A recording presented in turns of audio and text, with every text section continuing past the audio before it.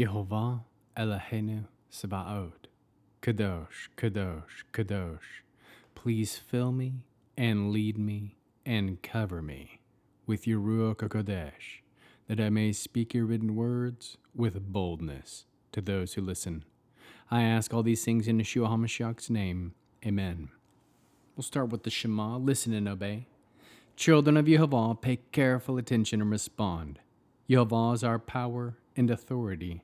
Yehovah works in unity with himself, and you shall act upon your love to Yehovah with your power and authority, with your thoughts in mind, with your entire body, and with all the muchness that you have. Yod, Hey, Vav, Hey. Hand, behold, nail, behold. 1 Samuel chapter 20. David fled from the prophet's dormitory in Ramah, returned to Jonathan and said, "What have I done? Where have I gone wrong? What sin have I committed that makes your father want to take my life?" Jonathan replied, "Heaven forbid. You're not going to die.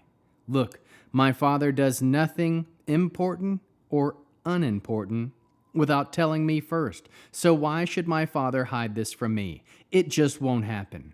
In response to David swore, "Your father knows very well that you have made me your friend. This is why he will say Jonathan must not know this, or he will be unhappy. As truly as Yehovah lives, and as truly as you are alive, there is only a step between me and death." Jonathan said to David, "Anything you want me to do for you, I'll do." David answered Jonathan, "Look, tomorrow is Rosh Chodesh, and I ought to be dining with the king. Instead, let me go and hide myself in the countryside until evening on the third day. If your father misses me at all, say, 'David begged me to let him hurry to Bethlehem, his city, because it's the annual sacrifice for his whole family.' If he says, 'Very good,' then your servant will be all right. But if he gets angry, you will know that he has planned something bad. Therefore show kindness to your servant, for you bound your servant to yourself by a covenant before Yehovah. But if I have done something wrong, kill me yourself. Why turn me over to your father?" Jonathan said, "Heaven forbid. If I ever were to learn that my father had definitely decided to do you harm, wouldn't I tell you?" Then David asked Jonathan, "Who will tell me in the event your father gives you a harsh answer?" Jonathan said to David, "Come, let's go into the countryside." Then they went out, both of them, to the countryside.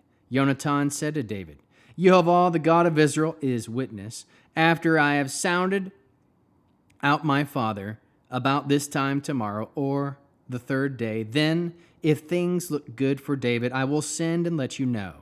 But if my father intends to do you harm, may Yehovah do as much and more to me if I don't tell you, to let you know and send you away, so that you can go in peace. May Yehovah be with you, just as he used to be with my father. However, you are to show me Yehovah's kindness, not only while I'm alive, so that I will not die, but also after Yehovah has eliminated every one of David's enemies from the face of the earth.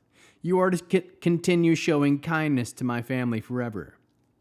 Thus Jonathan made a covenant with the family of David, adding, "May Yehovah seek its fulfillment even through David's enemies." Jonathan had David swear again, because of the love he had for him. He loved him as he loved himself. Jonathan said to him, "Tomorrow is Rosh Chodesh, and you will be missed, because your seat will be empty. The third day hide yourself well in the same place as you did before. Stay by the departure stone. I will shoot 3 arrows to one side, as if I were shooting at a target. Then I will send my boy to recover them. If I tell the boy, they're here on this side of you, then take them, then come. It means that everything is peaceful for you. As Yehovah lives, there's nothing wrong. But if I tell the boy, the arrows are out there beyond you, then get going, because Yehovah is sending you away. As for the matter we discussed earlier, Yehovah between you and me forever." So David hid himself in the countryside. When Rosh Hodesh came, the king sat down to eat his meal. The king sat at his usual place by the wall. Jonathan stood up, and Abner sat next to Shaul, but David's place was empty. However, Shaul didn't say anything that day because he thought, something has happened to him. He is unclean. Yes, that's it. He isn't clean. The day after Rosh Hodesh, the second day, David's place was empty, and Shaul said to Jonathan his son, why hasn't Yehoshua's son come to the meal either yesterday or today? Jonathan answered Shaul, David begged me to let him go to Bethlehem.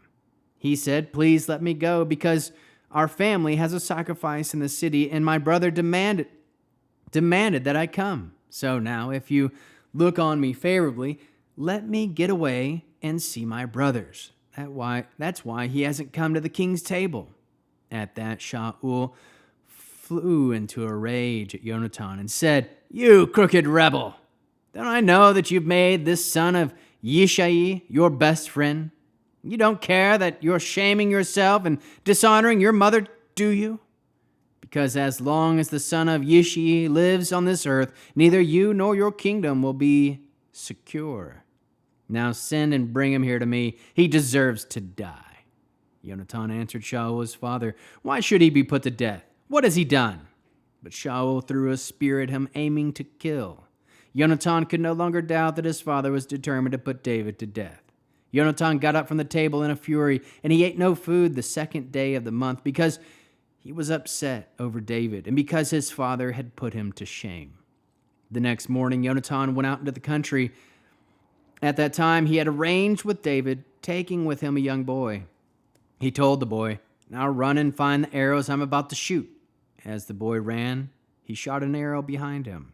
When the boy reached the place where the arrow was that Jonathan had shot, Jonathan shouted at the boy, isn't the arrow beyond you? Jonathan continued shouting after the boy, quick, hurry! Don't just stand there. Jonathan's boy gathered the arrows and returning to his master, but the boy didn't understand anything about the matter. Only Jonathan and David understood. Jonathan gave his weapons to the boy and said to him, go, carry them to the city. As soon as the boy had gone, David got up from the place south of the stone, fell face down on the ground, and prostrated himself 3 times. They kissed one another and wept each with one another till it became too much for David. Jonathan said to David, go in peace, because we have sworn, both of us, in the name of Yehova, that Yehova will be between me and you, between my descendants and yours forever. How can we learn to love our Creator after reading this 20th chapter of 1 Samuel? We can aim to have a friend like Jonathan. Set a trap to see true intentions of those around you. Show kindness. Bind yourself with those close to you. Aim to do no wrong to others. Make plans before Yehova. Aim to go in peace. Trust that Yehova is with you. Show kindness to those you love. Love others as you love yourself. Aim for those around you to have peace. Put Yehova between you and the ones you love. Show love for each other like David and Jonathan.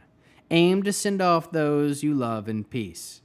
Aim to swear by those you love in the name of Yehova, that Yehova will be between each of you. How can we love others as Yeshua loves us? We can show kindness and lay down our lives for those we love. Bear one another's burdens. We can place Yehova between you and the ones you love. Produce spiritual fruit, love, joy, peace, patience, kindness, goodness, faithfulness, humility, self-control. We'll end with the Aaronic blessing using the name. Yehova will kneel before you presenting gifts, and he will guard you with a hedge of protection. Yehova will illuminate the wholeness of his being toward you, bringing order, and he will provide you with love, sustenance, and friendship. Yehova will lift up the wholeness of his being and look upon you and set in place all you need to be whole and complete.